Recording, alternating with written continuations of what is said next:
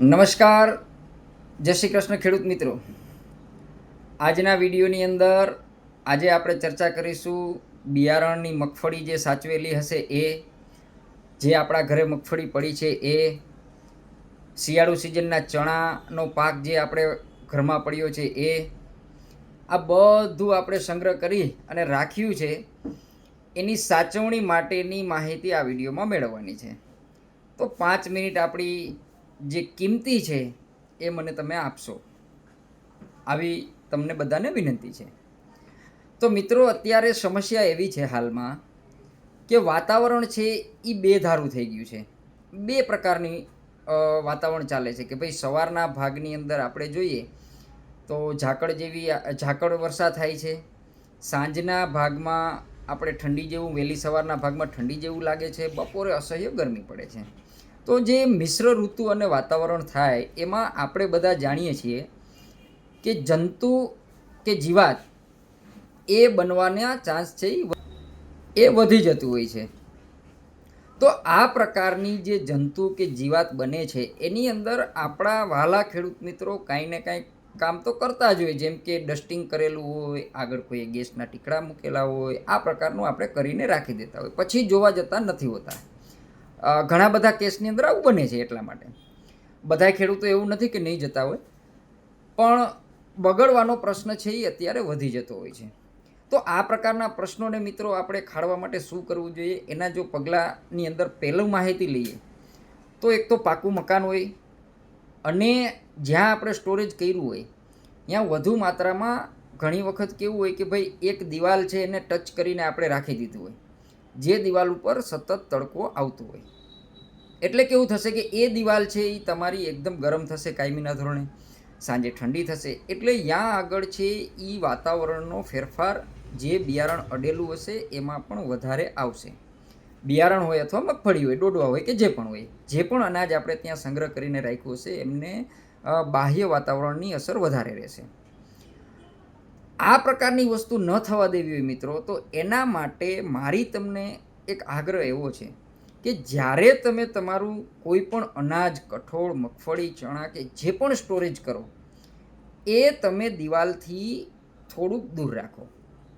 દૂર રાખવાથી શું ફાયદો થશે મિત્રો, કે ફરતી બાજુ હવાનું એર સર્ક્યુલેશન થશે। એર સર્ક્યુલેશન થાય એટલે શું થાય કે ભાઈ, જે વાતાવરણનું જે મેનેજ થવું જોઈએ ટેમ્પરેચર, એ ટેમ્પરેચર મેનેજ થાય।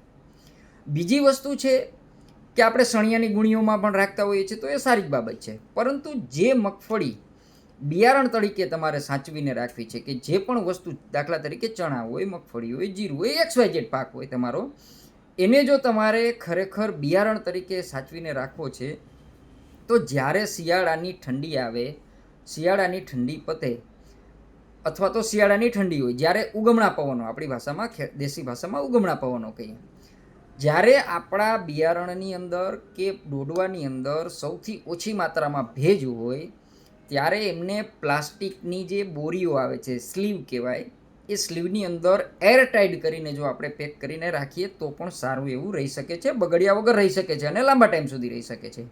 એ રીતે કરીએ તો પણ એમ।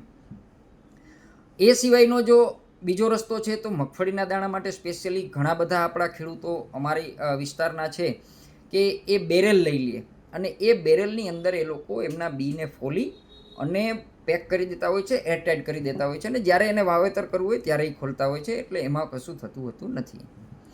પરંતુ જે મિત્રોને અત્યારે ધારો કે કોઈ એ પ્રકારની સગવડ નથી, આપણે જ માની લઈએ કે એ પ્રકારની કોઈ સગવડ નથી, તો એમને શું કરવાનું છે કે ભાઈ, તમે જે સ્ટોરેજ જ્યાં પણ કર્યું છે એ રૂમ હોય, ઓરડી હોય કે XYZ જગ્યાએ હોય, અને જો કોઈએ બહાર સમજો કે રૂમ નથી અને જે એક ઢાળ છે એમની અંદર જો એમને સ્ટોર કર્યું હોય, તો આની અંદર મિત્રો મહિનામાં એક વખત તમે ફમિગેશન કરો।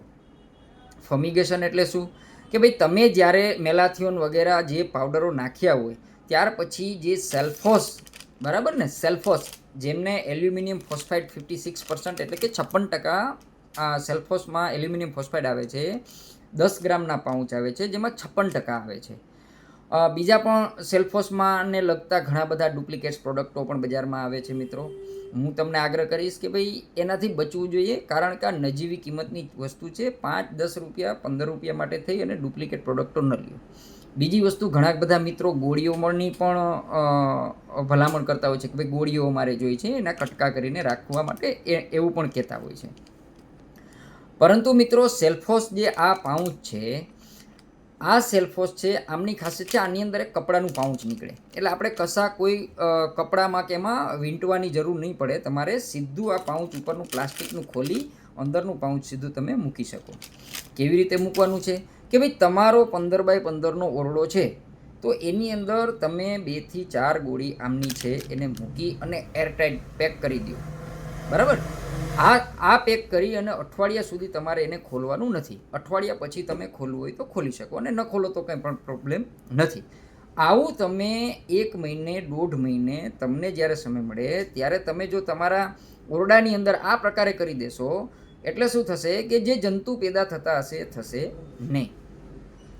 આ ઉપરાંત ઘણી બધી વખત એવું પણ થતું હોય છે કે ભાઈ સમજો કે તમે 12 ગુણીઓનો થપ્પો મારેલો છે, બરાબર? અને ગુણીઓનો થપ્પો તમે મારેલો છે અને એ થપ્પાની અંદર તમારે કોઈ દવા મૂકવી છે કે દવા આપવી છે, ત્યારે એવું શક્ય ન હોય તો ધાનુકા કંપનીનું ધાનુસાન કરીને ખૂબ સારું પ્રોડક્ટ આવે છે કે જે ફૂલ્લી ફમિગેશન છે. ધાનુકા કંપનીનું ધાનુસાન, ધાનુકા કંપનીનું આ ધાનુસાન છે મિત્રો. આને પણ તમે પંપની અંદર પાણીની અંદર નાખી અને તમે વ્યવસ્થિત છંટકાવ કરી શકો છો જે ગુણ પડ્યો એમની ઉપર. અને એમને જો તમે પ્લાસ્ટિકથી સમજો કે ઢાંકી અને સેલ્ફોસને મૂકશો તો પણ તમને ખૂબ ફાયદો થશે. તો આ પ્રકારની અત્યારે આપણે ખાસ તકેદારી રાખવી જોઈએ મિત્રો, કારણ કે અત્યારથી લઈ અને વાવેતર સુધીનો જે 2-3 મહિનાનો સમયગાળો છે એ અતિ મહત્ત્વનો હોય છે. જીવાત જે પેદા થતી હોય છે એનો પણ ઉપદ્રવ અત્યારે વધારે હોય છે, ખાસ કરીને મગફળીના મૂંડા પડવા. અને ખાસ જે મિત્રોએ વ્હાઇટ ચણા એમની પાસે રાખેલા છે, કાબુલી ચણા જેમને વાવેતર કર્યા છે, આ વર્ષે તો ઘણા બધા ખેડૂત મિત્રોએ પહેલી વખત વાવ્યા છે, તો એને તો ખાસ તમે લોકો એક વખત જોજો, કારણ કે નંબર ઓફ ખેડૂતોની અમારી જોડે ફરિયાદ આવે છે કે ભાઈ અમારા ચણા છે એ બગડી ગયા છે અથવા તો સડી ગયા છે.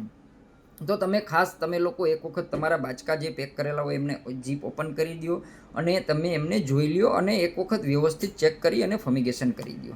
ફમિગેશન એ ખૂબ મહત્ત્વની વસ્તુ છે. આ વિડીયોમાં આપણે આજે ફમિગેશનને લગતી માહિતી મેળવી છે. આગળ તો બીજું કશું કહેવાનું નથી. તમને કોઈ પ્રશ્ન લગતા હોય તો મને કોમેન્ટની અંદર જણાવજો. અને મારો આ વિડીયો તમને ખૂબ સરસ ગમ્યો હશે, હું વિશ્વાસ રાખું છું કે તમને આ વિડીયો ગમ્યો હશે એટલે તમે એક લાઇક તો જરૂર આપશો.